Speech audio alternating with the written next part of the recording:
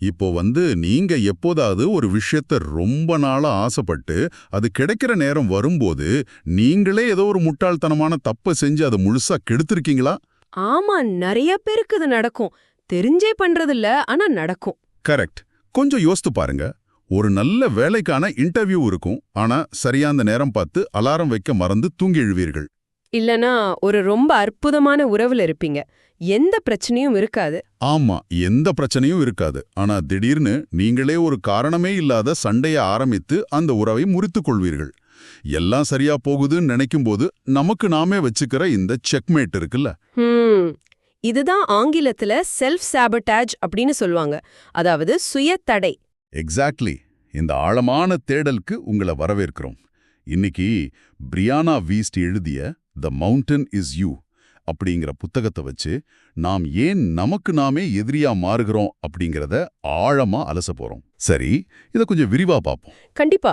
இந்த சுய தடை அல்லது செல்ஃப் சாபோட்டாஜ் பற்றி பேசும்போது நம்ம முதல்ல ஒரு பெரிய தப்பெண்ணத்தை உடைக்கணும். எந்த மாதிரி தப்பென்ன சொல்றீங்க?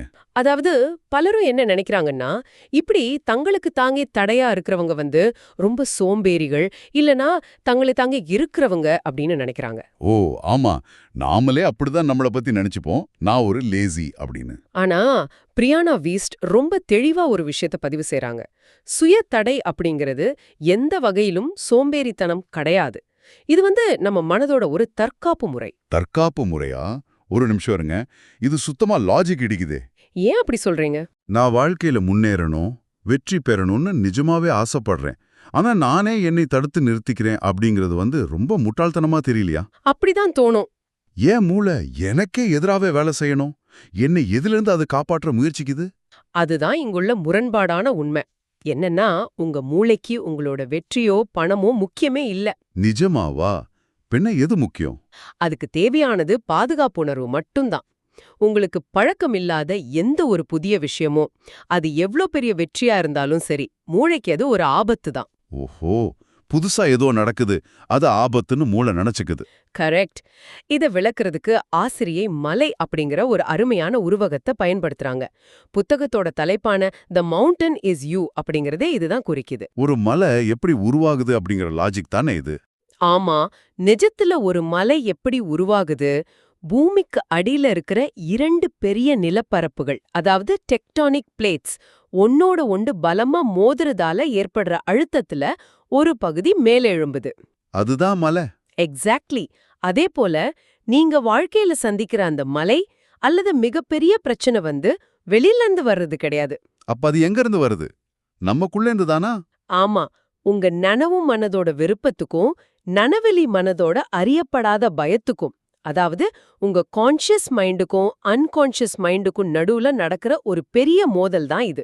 ரொம்ப ஆழமான ஒரு ஒப்பீடு இது. எனக்கு எப்படின்னா, காருக்குள்ள ஆக்சலேட்டர் மற்றும் பிரேக் ரெண்டையும் ஒரே நேரத்துல அழுத்துறது போல ஒரு ஃபீல் வருது. சூப்பரான உதாரணம். அதேதான். அதாவது நான் ஒரு பெரிய பிசினஸ் ஆரம்பிக்கணும்னு என்னுடைய கான்ஷியஸ் மைண்டு சொல்லுது. ஆனா அந்த பிசினஸ் ஃபெயில் ஆயிருச்சுன்னா என்ன பண்றது, இல்ல ஜெயிச்சுட்டா என் வாழ்க்கை முறை மாறிடுமே அப்படிங்கிற பயம் என் அன்கான்ஷியஸ் மைண்ட்ல இருக்கு. ஆமா, அந்த ரெண்டுக்கும் நடுவுல நடக்கிற யுத்தம் தான் நீங்க எதிர்கொள்ற மலை. இதுல ரொம்ப சுவாரஸ்யமான விஷயம் என்னன்னா, கார்ல் யுங் அவங்களோட வாழ்க்கையில நடந்த சம்பவத்தோட இதை தொடர்புபடுத்தி பார்த்தா இன்னும் தெளிவா புரியும்னு நினைக்கிறேன். கண்டிப்பா. உளவியலாளர் கார்ல் யுங் சின்ன வயசுல இருந்தப்போ நடந்த ஒரு ரொம்ப சுவாரஸ்யமான சம்பவம் இது. ஒரு முறை அவர் கீழே விழுந்து தலையில ரொம்ப பலமா அடிபட்டுருச்சு. அச்சச்சோ, அப்புறம்? அப்போ அவருக்கு தோன்றிய எண்ணம் என்ன தெரியுமா? அப்பாடா, இனி ஸ்கூலுக்கு போக வேண்டாம் அப்படிங்கிறது தான். அட, எந்த ஒரு குழந்தையும் அடிபட்ட வலியில அழும். ஆனா அவர் அதை ஒரு விடுதலையா பார்த்திருக்காரு. ஆமா, அவன் பிறகு என்ன நடந்தது அப்படிங்கிறது தான் இதை விட சுவாரஸ்யம். கார்ல் யுங்குக்கு அடிக்கடி மயக்கம் வர தொடங்குச்சு. எந்த ஒரு உடல்நல கோளாறும் இல்லாமலா? ஆமா, எந்த ஒரு பிசிக்கல் பிரச்சனையும் இல்லாம அவர் திடீர்னு மயங்கி விழுவார். இது எப்படி சாத்தியம்னு நீங்க நினைக்கலாம். மூளையே அப்படி ஒரு உடல் உபாதியை உருவாக்குமா என்ன? மூளைக்கு அந்த சக்தி இருக்கு. இது எப்படி ஒரு மனநோயா, அதாவது நியூரோசிஸா மாறுச்சுன்னு அவர் பின்னாடி பெரிய ஆளாகி ஆராய்ந்த போதுதான் தெரிஞ்சது. ஓ, அவர் ஸ்கூலுக்கு போறதை தவிர்க்கிறதுக்காக தான் மூளை இப்படி பண்ணுச்சா? கரெக்ட். அவருடைய மனம் பள்ளிக்கு செல்வதை தவிர்க்கிறதுக்காக அந்த மயக்கத்தை ஒரு கருவியா பயன்படுத்துச்சு. அவருக்கு பள்ளிய பிடிக்கல. அந்த பிரச்சனையிலிருந்து தப்பிக்க அவருடைய மூளை கண்டுபிடிச்ச குறுக்கு வழிதான் அந்த மயக்கம். ரொம்ப ஆச்சரியமா இருக்கு. அவர் வேணும்னு நடிக்கல, ஆனா அவருடைய அன்கான்ஷியஸ் மைண்ட் உண்மையாவே அவரை மயக்கமடைய செஞ்சிருக்கு. அதுதான் இதுல ஆச்சரியமான விஷயமே. நம்மளோட ஆழமான தேவைகளை நேரடியா சந்திக்க பயந்து, அதுக்கு பதிலா ஒரு தற்காலிக நிவாரணத்தை, ஒரு பேண்டேட் போல மனம் தேடுறது தான் சுய தடை. ஓஹோ! அப்போ ஆபீஸ்ல ஒரு முக்கியமான பிரசன்டேஷன் இருக்கும்போது நமக்கு திடீர்னு பயங்கரமா உடம்பு சரியில்லாம போறது, காரணமே இல்லாம காய்ச்சல் வருது, எல்லாம் நம்ம மூளை நமக்காக பண்ற தந்திரம் தானா? எக்ஸாக்ட்லி. ஒரு வேலைய செய்ய பயந்து நம் மனமே நம்மை நோயாளியாக்கிக் கொள்கிறது. இதை யோசிச்சாலே ரொம்ப மலைப்பா இருக்கு. நாம இன்னும் எத்தனை விஷயங்கள்ல இப்படி நம்மள நாமே ஏமாத்திட்டு இருக்கோம்னு தெரியல. ஆமா, நீங்க சொன்ன அந்த ஆபீஸ் பிரசன்டேஷன் உதாரணம் மிக சரியானது. அந்த பிரசன்டேஷனை எதிர்கொண்டால் அவமானம் வரலாம், நிராகரிக்கப்படலாம், அப்படிங்கிற ஆழமான பயத்தை சந்திக்க மூளை தயாராக இல்ல. அதனால உடம்பு சரியில்லாம ஆக்கி, பாத்தியா உனக்கு உடம்பு சரியில்லாதனால நீ போக வேண்டாம் அப்படின்னு ஒரு நியாயத்தை கற்பிட்டு நம்மள காப்பாத்துது. கரெக்ட். இது ஒரு தற்காப்பு முறை. சரி, ஒரு ஆபத்திலிருந்து, அதாவது ஒரு பிரசன்டேஷன் தோல்வியிலிருந்து தப்பிக்க மூளை இப்படி செய்யுது அப்படிங்கறத புரிஞ்சுக்க முடியுது. ஆனா ஒரு விஷயம் கேக்குறேன். சொல்லுங்க. எல்லாம் நல்லா போயிட்டு இருக்கும்போது, நிறைய பணம் வரும்போது, அல்லது ஒரு நல்ல காதல் கிடைக்கும்போது ஏன் நாம் சுயதடை செய்றோம்? உண்மையான மகிழ்ச்சியில் இருந்தே நாம தப்ப நினைக்கிறோம்னு புத்தகம் சொல்லுதே. இது கொஞ்சம் கூட ஏத்துக்க முடியாத ஒண்ணா இருக்கே. நாம எல்லோரும் மகிழ்ச்சிக்காகத்தானே ஓடிட்டு இருக்கோம். இங்கதான் விஷயம் ரொம்ப சுவாரஸ்யமா மாறுது. மேலோட்டமா பார்த்தா நம்ம மகிழ்ச்சிக்காக ஓடுற மாதிரி தான் தெரியும். ஆனா ஹென்ட்ரிக்ஸ் சொல்ற உச்சவரம்பு கோட்பாட்டு, அதாவது அப்பர் லிமிட் ப்ராப்ளம புரிஞ்சுக்கிட்டா மனித மனதோட விசித்திரம் உங்களுக்கு புரியும். உச்சவரம்பு அப்படின்னா? நாம ஒவ்வொருவரும் நம்ம வாழ்க்கையில எவ்வளோ மகிழ்ச்சிய, எவ்வளோ அன்ப, எவ்வளோ வெற்றியை அனுபவிக்கலாம்னு ஒரு கற்பனையான எல்லைய, ஒரு பேஸ் லைனை வச்சிருக்கோம். ஓ, நமக்கு நாமே ஒரு லிமிட் செட் பண்ணி வச்சிருக்கோமா? ஆமா. இது நாம சின்ன வயசுல இருந்தே நம்மை சுத்தி நடக்கிறத பார்த்து நமக்குள் நாமே உருவாக்கிக்கிட்ட ஒரு எல்லை. உங்க வாழ்க்கையில நடக்கிற நல்ல விஷயங்கள் இந்த எல்லைய தாண்டும் போது உங்க மூளைக்கு ஒரு அலாரம் அடிக்குது. இப்படிப்பட்ட அலாரம்? நீ இவ்வளோ சந்தோஷமா இருக்கக்கூடாது, ஏதோ தப்பு நடக்க போகுது அப்படிங்கிற அலாரமா? நம்ம ஊர்ல கூட ரொம்ப சிரிச்சா அப்புறம் அழுவ வேண்டியிருக்கும் அப்படின்னு சொல்லுவாங்களே, அதுவும் இந்த அப்பர் லிமிட் பிரச்சனை தானா? மிகச்சரியா சொன்னீங்க. அதுதான் இந்த உச்சவரம்பு. அதிகப்படியான மகிழ்ச்சி அல்லது வெற்றி நமக்கு ஒருவித குற்ற உணர்ச்சியையோ அல்லது பயத்தையோ கொடுக்குது. உடனே மீண்டும் அந்த பழைய பழக்கமான நிலைக்கு உங்களை கொண்டு வர மனித மனம் சுய தடைகளை உருவாக்குது, அப்படிதானே? ஆமா, ஏன்னா மனித மனதிற்கு மகிழ்ச்சியை விட பழக்கமான விஷயங்கள்ல தான் அதிக பாதுகாப்பு உணர்வு கிடைக்குது.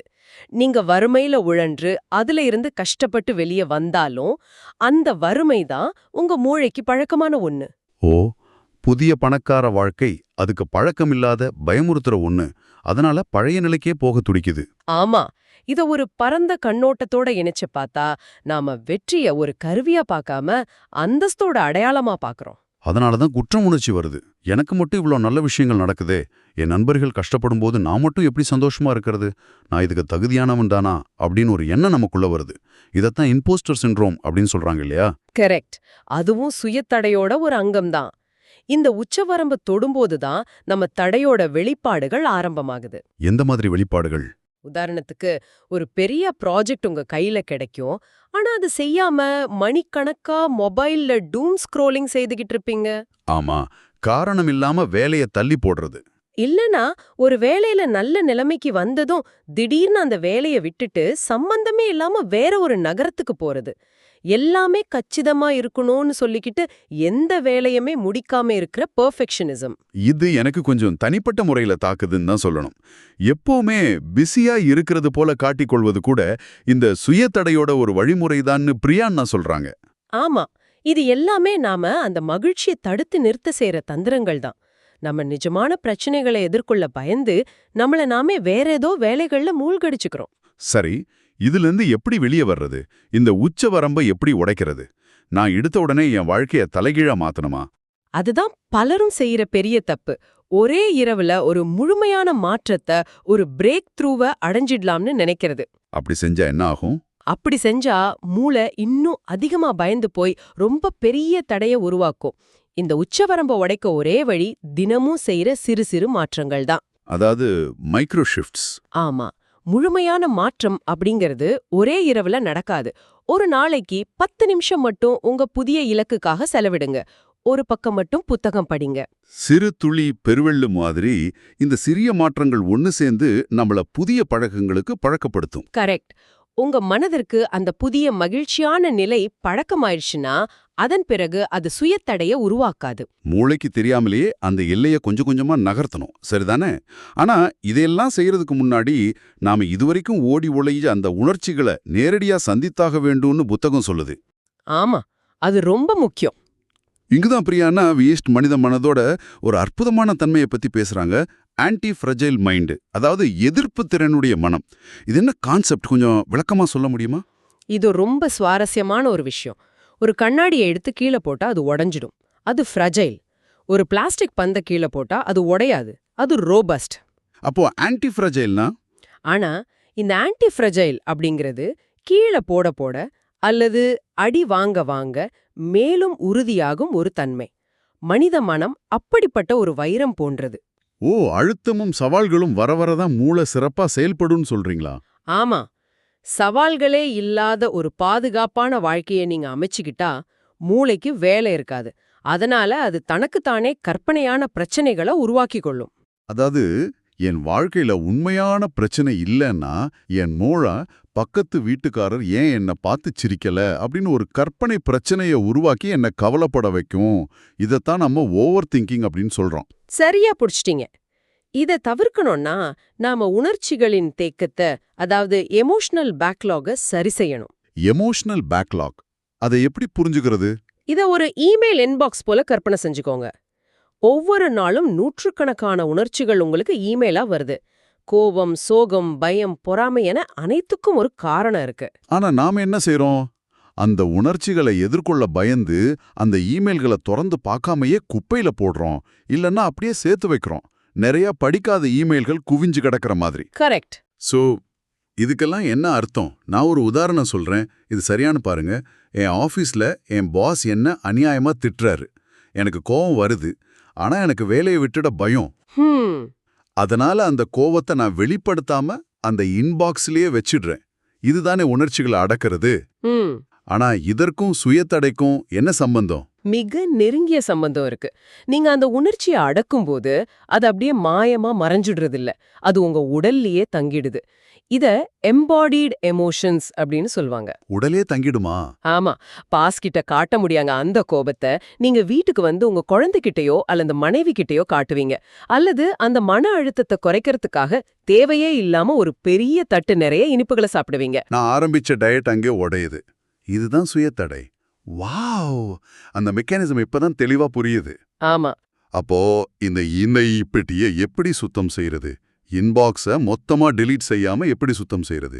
எல்லா இடத்துலயும் என் கோபத்தை காட்டிக்கிட்டு இருந்தா என் வாழ்க்கை இன்னும் மோசமாயிடுமே. நிச்சயமா, கோபத்தை எல்லா இடத்துலயும் காட்டுறது தீர்வல்ல. இங்கதான் உணர்ச்சிகளை அடக்குவதற்கும் கட்டுப்படுத்துவதற்கும் உள்ள வித்தியாசத்தை நாம உணரணும். ஓகே. தண்ணீர் குழாயோட வால்வை அடைச்சு வைக்கிற மாதிரி உணர்ச்சிகளை அடைச்சு வைக்கிறது ரொம்ப ஆபத்தானது. நீங்க கோபத்தையோ சோகத்தையோ அடக்கினா அது உள்ளே அழுத்தம் தாங்காம வேற ஒரு வடிவத்துல வெடிச்சு சிதறும். அப்போ நம்ம என்னதான் செய்யணும்? நீங்க செய்ய வேண்டியது உணர்ச்சிகளை அங்கீகரித்தல், அதாவது வேலிடேட்டிங் ஃபீலிங்ஸ். உங்களோட ஒவ்வொரு உணர்ச்சிக்கும் ஒரு ஆழமான அர்த்தம் இருக்கு. கொஞ்சம் விளக்கமா சொல்ல முடியுமா? ஒரு உணர்ச்சியை எப்படி புரிஞ்சுக்கிறது? உதாரணத்துக்கு, உங்களுக்கு கோபம் வருதுன்னா உங்க எல்லைகள், அதாவது உங்களுடைய பவுண்டரிஸ் மீறப்படுதுன்னு அர்த்தம். நீங்க எதை அனுமதிக்க கூடாதுன்னு நினைக்கிறீங்களோ யாரோ ஒருவர் அதை தாண்டும் போது கோபம் வருது. அப்போ பொறாமை? அதே போல பொறாமை அப்படிங்கிறது கெட்ட குணம் கிடையாது. யார பார்த்து உங்களுக்கு பொறாம வருதோ அவங்க வச்சிருக்கிற ஏதோ ஒண்ணு உங்க மனதோட ஆழத்துல உங்களுக்கும் தேவைப்படுது அப்படிங்கறதோட அறிகுறி தான் அது. அந்த தேவையை கண்டுபிடிக்கிறது தான் உணர்ச்சியை அங்கீகரிக்கிறது. இது கேட்கும்போதே எனக்கு ஒரு விஷயம் தோணுது. அப்படி என்றால் தியானம் செய்யறது அப்படிங்கிறது மனதை அமைதியாக்குவதற்கும் எண்ணங்களை அழிப்பதற்கும் இல்லையா? பலரும் தியானம்னா ஒரு இருட்டறைக்குள்ள அமைதியா உட்காந்து மனதை பிளாங்க் ஆக்குறதுன்னு தான் நினைக்கிறாங்க. அது ஒரு தவறான புரிதல். தியானம் அப்படிங்கிறது மனதை வெறுமையாக்குவதற்கோ அல்லது உணர்ச்சிகளை அழிப்பதற்கோ அல்ல. அது தேங்கி கிடக்கிற உணர்ச்சிகளை எவ்வித தீர்ப்பும் இல்லாம உணர்வதற்குத்தான். வித்தவுட் ஜட்ஜ்மெண்ட் அப்படின்னு சொல்லுவாங்க. ஓ, நம்மள நாமே ஜட்ஜ் பண்ணக்கூடாது. ஆமா. உங்களுக்கு கோவம் அல்லது அழுகை வந்தா, நான் ஏன் இப்படி உணர்கிறேன், நான் ஒரு பலவீனமான ஆள் அப்படின்னு உங்கள நீங்களே தண்டிச்சுக்க கூடாது. அந்த கோபத்த ஒரு 3வது நபர் போல வேடிக்கை பாருங்க. அது உங்ககிட்ட என்ன சொல்ல வருதுன்னு கவனிங்க. அப்படி செய்யும்போது அப்படி செய்யும்போது அந்த உணர்ச்சி அதோட வேலைய முடிச்சிட்டு உங்கள விட்டு சென்று விடும். உங்க உடம்புல தேங்கி நிற்காது. அருமையான விளக்கம்.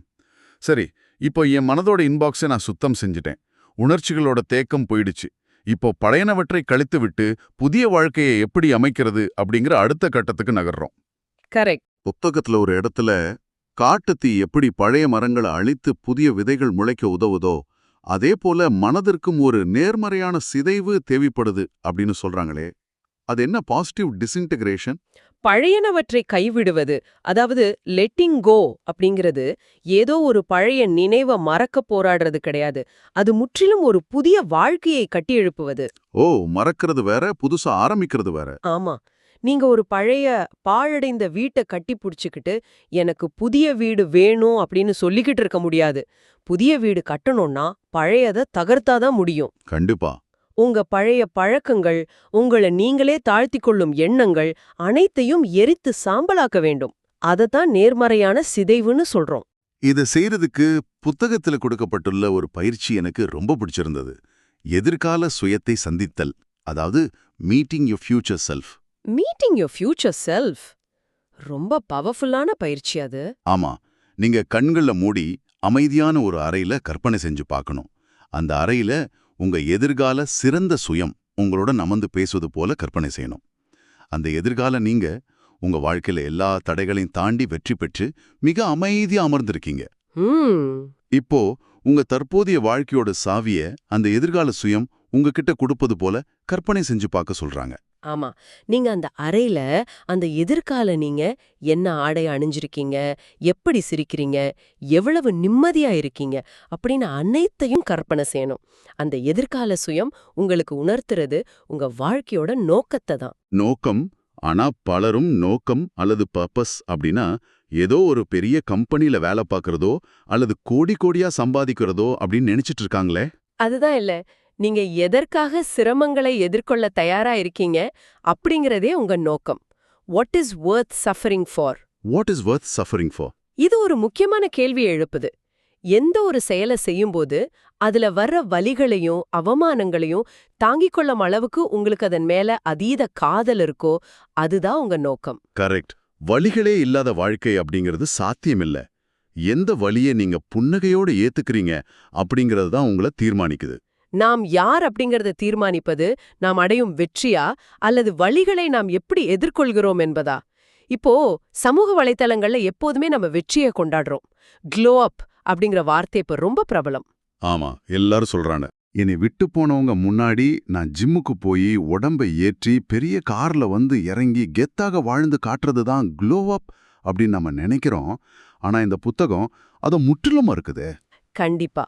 உண்மையான க்ளோ அப் அப்படிங்கிறது மற்றவங்களுக்கு நிரூபிக்கிறதுக்காக வெளிப்புறத்துல ஏற்படுற மாற்றம் கிடையாது. உங்களை உதாசீனப்படுத்தியவங்கள பழிவாங்குவதற்காக நீங்க வெற்றி பெற்றால் அந்த வெற்றியிலும் நீங்க அவங்களுக்கு தான் அடிமையா இருக்கீங்க. வாவ், ரொம்ப உண்மையான வார்த்தைகள். இங்கே பிரியானா ஒரு கசப்பான ஆனா விடுதலைய தரும் ஒரு உண்மையை சொல்றாங்க. உங்களை சுற்றியுள்ள உலகம் உங்களை பற்றி கவலைப்படவில்லை. Nobody is thinking about you. யாரோ என்ன பற்றி கவலைப்படவில்லை அப்படின்னு கேட்கறதுக்கு முதல்ல கொஞ்சம் தனிமையா வருத்தமா இருக்கலாம். ஆனா ஆழமா சிந்திச்சு பார்த்தா இது எவ்வளோ பெரிய சுதந்திரம். ஆமா, மிகப்பெரிய சுதந்திரம் அது.